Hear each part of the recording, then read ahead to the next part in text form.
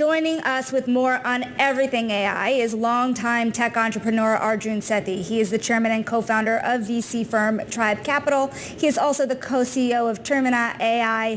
Thanks for joining us, especially because your firm has invested in XAI. So you have a very close view on how these LLMs have been developing and the competition among them. Very curious about what you think about this latest OpenAI funding round and the corporate interest around it.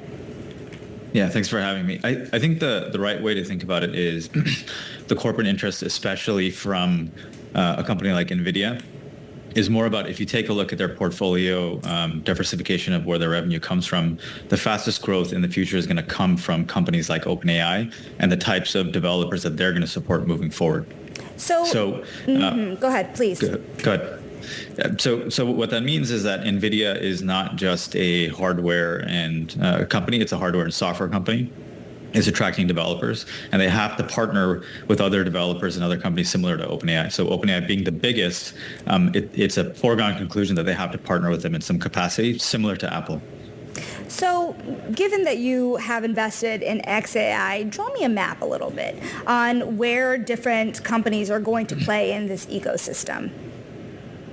So right now we're talking about LLMs, we're talking about foundational models. What we're not talking about is similar to the past where you built the foundation, you built the infrastructure, and the next layer of application companies are being built, which is essentially what are the next $1 trillion companies that are out there. So OpenAI being one foundational, XAI could be another one that's foundational, Anthropic is another one that's foundational, but they're supporting the next level of developers.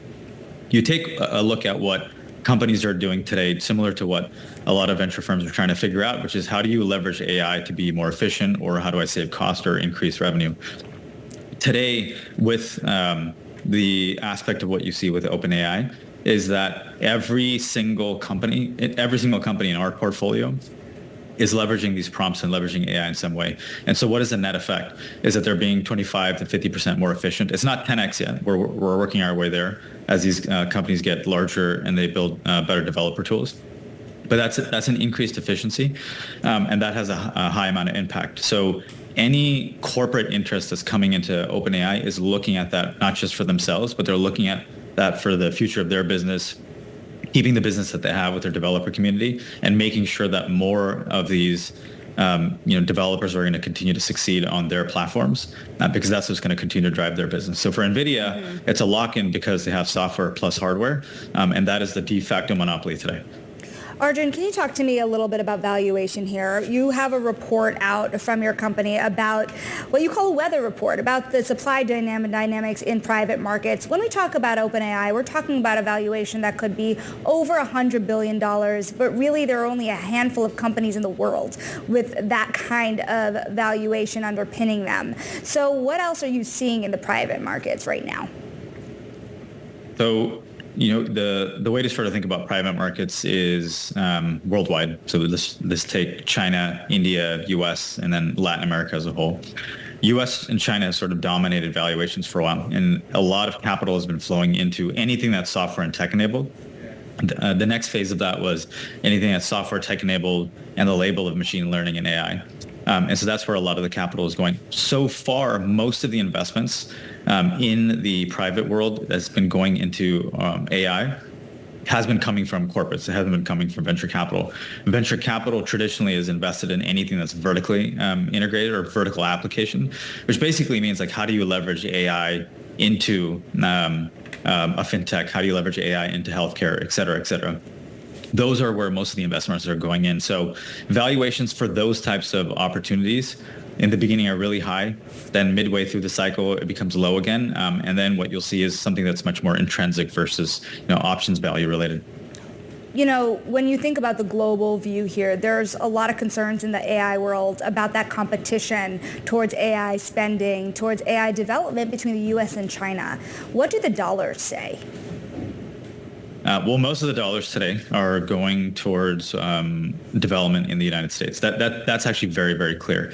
That said, what you have to look at in terms of what investments had happened outside of the United States, especially in China, was essentially for image recognition, anything that was related to cybersecurity or surveillance. And so that's how they had spent the majority of their capital, let's call it over the last 5 years. And we spent that plus more over here that's been around AI, AGI, machine learning. So we're much further ahead for now. And you can see that in the types of companies that are being built, the types of products that are being built for every single vertical. So I always go back to cybersecurity, healthcare, financial services. You're going to see the first input there. You could call it GDP per capita growth. And then cost. So those are the bifurcations between the investments that are really being made. And then all the hyperscalers that are out there, they are going to benefit from all of this because you need more compute, you need more space, you need more training, you need more inference, which ends up being a net benefit for all the companies that are part of that stack. Speaking of hyperscalers, I'm glad you brought this up. Of course, we had NVIDIA earnings this week. The initial reaction was disappointment. But something that struck me on the heels of NVIDIA earnings is even when you saw a day of earnings where the stock was down right after, you saw every other company in the Philadelphia Semiconductor Index immediately had the reaction in the opposite direction. There is still love for that AI boom. Is this, Arjun, because there is such a lack of investment opportunity? You mentioned a little earlier that a lot of this venture investment is actually coming from corporations. So what does that mean in terms of exit opportunities? Are there fewer in the future than meets the eye? Yeah, so there's multiple questions there. I'll take a step back. So you look at NVIDIA, and the way in which you should think about it from our framework is that they have clear product market fit for hardware that they've built, and they have clear product market for the software that enables their hardware. A lot of the other companies that compete with them today don't have that. And so they're racing to be able to lock in developer interests. So all of them, they're racing to be able to try to commoditize that part of the stack. That hasn't happened yet. And I think that's a key point. So when you think about year-over-year growth of what NVIDIA looks like, if you think about year-over-year growth for the other companies that are on top of their stack, namely OpenAI, xAI, Anthropic, et cetera, all of these companies have to rely on that. And then you're going to look at the next part of the stack, which is what do all the developers do? How do they train, and what are the products that they're going to use beyond just open source? They still have to work off of hardware. So I think of this very similar to when Apple came out. Everyone had made a bet that Apple's devices are too expensive, it's going to be commoditized, and all of the other people are going to come in and compete with them. And then you had software developers moving over to Android, and you have roughly about a 50-50 market. You don't have that today. You don't have a clear competitor in hardware, and you don't have a clear competitor in software. So the question you have to ask is, at what point does that start diverging in terms of overall demand for processing and demand for inference and demand for training? And today it hasn't stopped. I do believe it will, and it will sort of level out at some point, but we don't know if that's 6 months from now or 2 years from now or 10 years from now. Arjun, we have to leave it there. That is Termina.ai co-CEO Arjun Sethi. We appreciate having you today. Have a great long weekend.